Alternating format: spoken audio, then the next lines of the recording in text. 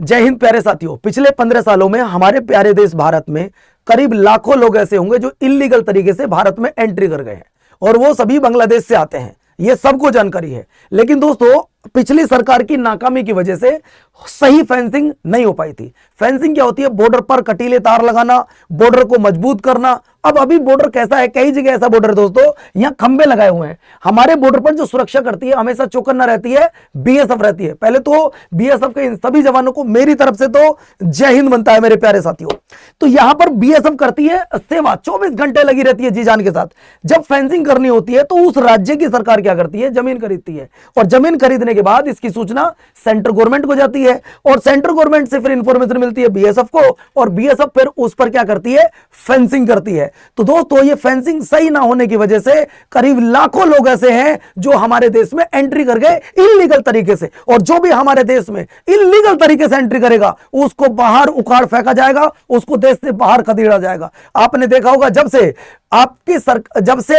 TMC की सरकार गई है और जब से दूसरी सरकार बनी है, यानी कि जब से शुभेंदु अधिकारी जी वहां के सीएम बने, तब से बहुत सारी ऐसी वीडियो आ रही है, लोग अपना बोरी बिस्तरा पैक कर रहे हैं और वहां से निकल रहे हैं। मैंने एक वीडियो बनाई थी अब से करीब 8 दिन पहले। मैंने कहा कि किसी भी की सरकार बने, पार्टी से मतलब नहीं है, किसी की भी सरकार बने, सबसे पहले फेंसिंग होनी चाहिए, और वही काम किया दोस्तों। ये देखिए, पश्चिम बंगाल के मुख्यमंत्री शुभेंदु अधिकारी जी ने 45 दिनों के भीतर सीमा पर बाड़ लगाने के लिए बीएसएफ को भूमि हस्तांतरण करने की घोषणा की है। ये देखिए, मीटिंग हो चुकी है और ये कहा कि हम 45 दिन में पूरा प्रोसीजर यहां से कर देंगे, आप करिए अच्छे से फेंसिंग। ये फेंसिंग से भी रुकने वाले लोग नहीं है, ये वो है जो भूखमरी से तड़पे हुए लोग हैं। इनका अपने देश में भला नहीं होगा, चलो दूसरे देश में चलते हैं। ये कुछ उस तरीके के लोग हैं दोस्तों। अब ये देखिए क्या स्टेटमेंट आने लगे, हम अपने घर की सुरक्षा करें, चाहे हम कटीले तार लगाएं, हम हथियार रखें वहां। आप कौन हो कहने वाले? आपका मतलब क्या है? आपके यहां के प्रधानमंत्री का सलाहकार कैसे बोल सकता है?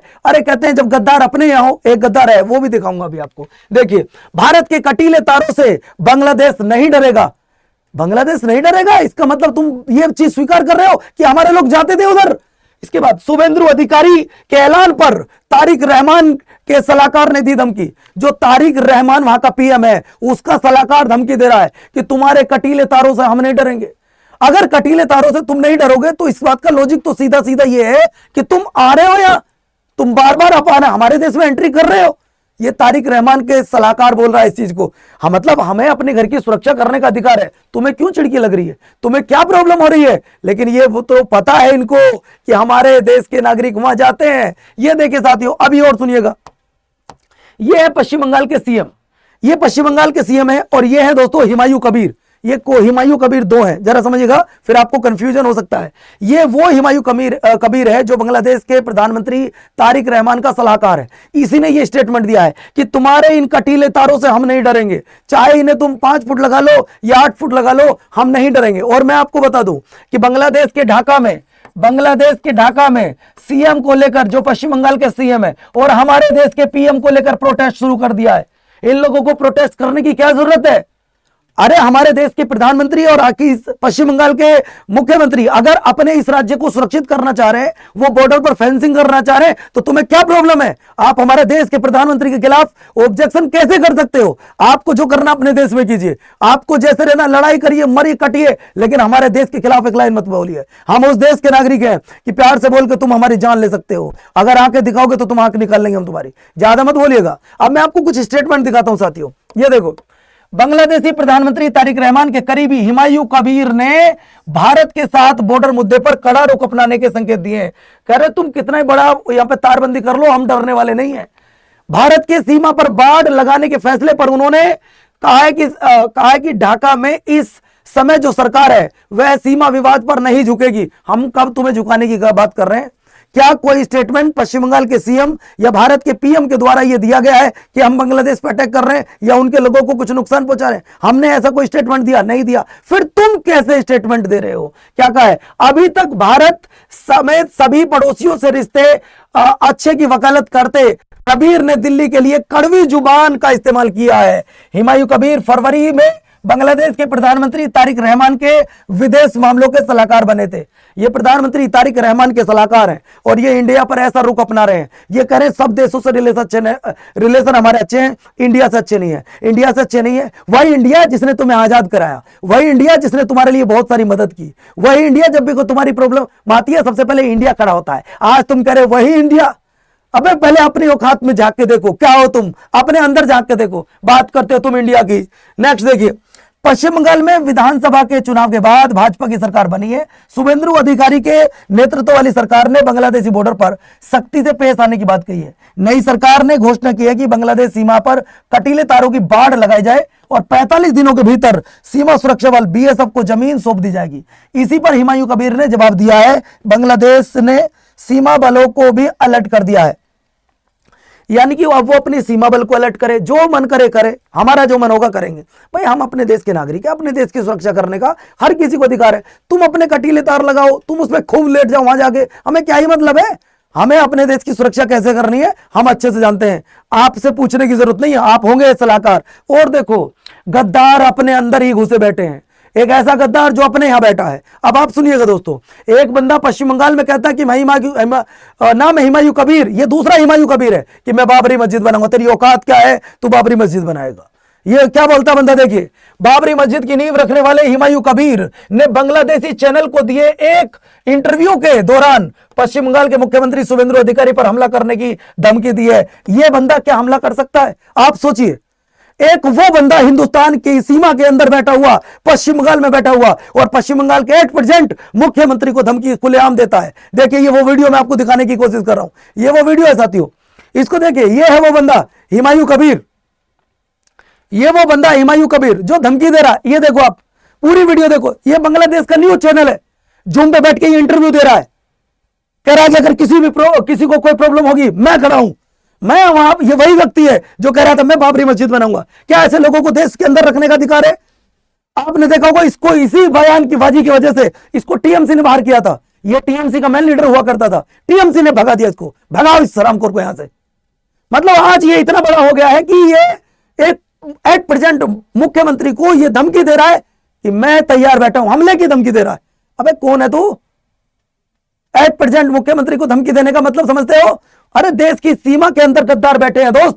ये देखिए हमारे यहां खा रहा है, अपने ही देश के अंदर खा रहा है और दूसरे देश के यहां न्यूज चैनल को इंटरव्यू देते टाइम कह रहा है कि पश्चिम बंगाल के सीएम को अब मैं देख लूंगा, कोई दिक्कत होगी मैं देख लूंगा। तू क्या देखेगा भाई? अगले पर आओ दोस्तों, ये है बॉर्डर।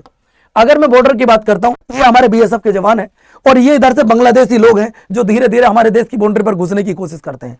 फेंसिंग नहीं है, बॉर्डर इस तरीके से खंबे लगे हुए हैं, इधर इंडिया है, इधर जाओगे बांग्लादेश है। तो ये लोग खेती करने आते हैं, इस बहाने से दोस्तों इंडिया में एंट्री कर जाते हैं। अब हमारे बीएसएफ के जवान, ये भी इंसान है ना, ये भी इंसान है। अगर मान लो सामने से 2, 4, 5 व्यक्ति आ रहे हैं, चलो उनको पकड़ लेंगे, गिरफ्तार कर लेंगे, नहीं एंट्री करने देंगे। अगर सामने से 1000 लोग आ रहे हैं तो क्या करेंगे?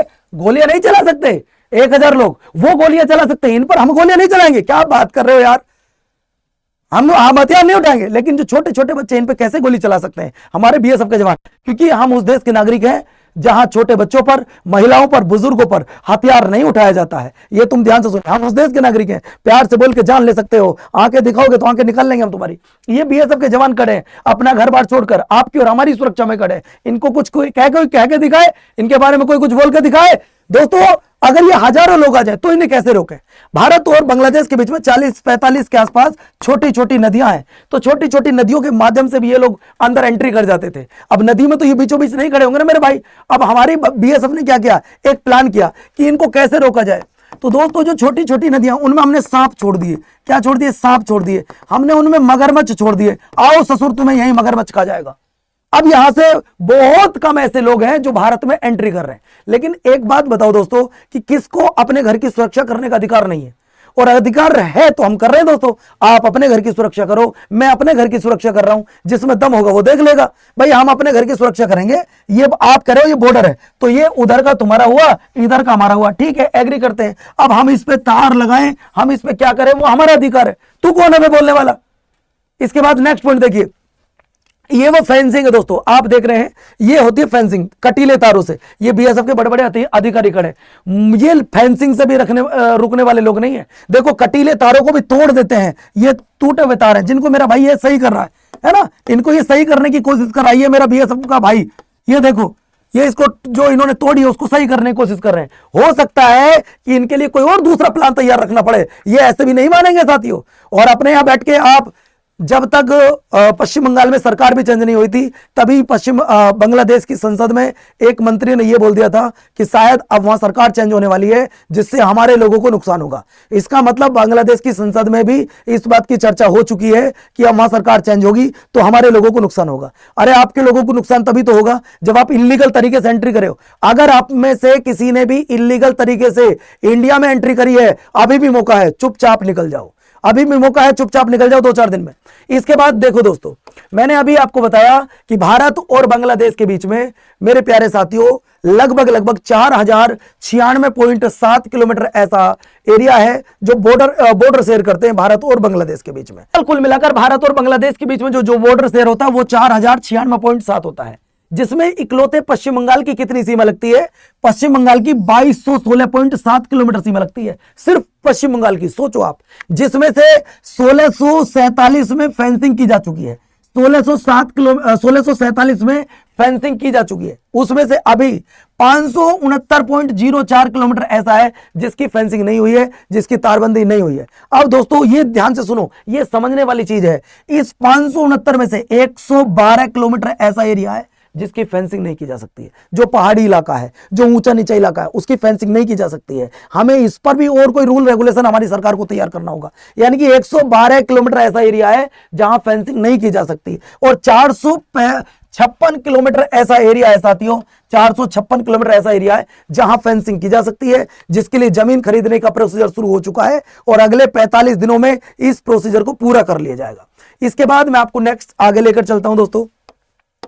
अगर बात की जाए तो पहले तो 2 पाकिस्तान हुआ करते थे, अब तो फिलहाल में एक ही पाकिस्तान है, तो हमें दोनों तरफ से अब खतरा होने लगा है, वरना एक पाकिस्तान को हम ही आजाद करा के बांग्लादेश बनवाए थे। भारत ने पाकिस्तान के साथ लगभग 93% से ज्यादा अपनी फेंसिंग कर ली है। यानी कि दोस्तों अगर मैं बात करता हूं गृह मंत्रालय के आंकड़ों के अनुसार भारत और पाकिस्तान के बीच कुल मिलाकर जो सीमा लगती है वो 3323 किलोमीटर लगती है, उनमें से 2289.66 किलोमीटर की सीमा पर फेंसिंग की जा चुकी है। अभी एक ऐसी जगह बची है जैसे दो दलदला इलाका, जैसे सरक्रिक, जहां फेंसिंग, देखिए फेंसिंग कहां नहीं हो सकती, जो दलदला इलाका है, जो पहाड़ी इलाका है, वहां फेंसिंग नहीं हो सकती है। तो सरक्रिक एक ऐसा इलाका है जहां फेंसिंग नहीं की गई है, और कोई भी दो देशों के बीच में 100% फेंसिंग करना थोड़ा मुमकिन नहीं हो पाता है। लेकिन भारत और पाकिस्तान के बीच में तो लगभग 100% हम इसलिए मान सकते हैं क्योंकि वहां हमारी लगी है सेना। ठीक है साथियों, चलो इसके बाद मैंने आपको बता दिया कि अब हम चारों तरफ से अब हम बांग्लादेश को पूरी घेरने की कोशिश कर रहे हैं। इससे न जाने क्यों हमारे यहाँ के लोग भी तिल मिलाए हुए हैं, 1-2 लोग, और दोस्तों पूरा बांग्लादेश तिल मिलाया हुआ है कि भारत ये क्या कर रहा है, हम नहीं डरने वाले हैं भारत के इस प्लान से। तो दोस्तों ये थी छोटी सी जानकारी जो मुझे आपको शेयर करनी थी। अगर आप पहली बार, ये वो हुमायूं कबीर है, इसको जरूर ध्यान रखिएगा, ये पश्चिम बंगाल में बैठा हुआ है एक बंदा जिसको टीएमसी ने बाहर निकाला था। ये बांग्लादेशी न्यूज चैनल को इंटरव्यू देते टाइम बोलता है कि शुभेंदु अधिकारी जो पश्चिम बंगाल के सीएम है उन पर हमला करने की ये धमकी देता है, जो कतई भी एक लोकतांत्रिक राज्य में, लोकतांत्रिक देश में बिल्कुल गलत है। इनको पकड़ा जाए, इन पर कार्रवाई की जाए। अब बाकी देखते हैं आगे क्या होता है साथियों। तो ये थी छोटी सी इंफॉर्मेशन जो मुझे आप सब लोगों के साथ में शेयर करनी थी। अगर आपको वीडियो अच्छी लगी हो, आप इस चैनल को सब्सक्राइब कीजिएगा। मेरा नाम है पवन मोरल और मैं आप सबका स्वागत करता हूं पीएम डिफेंस स्टडी पर। अपना ध्यान रखिए, अपनों का ध्यान रखिए, खुश रहिए, मस्त रहिए। ठीक है, जय हिंद, जय भारत साथियों।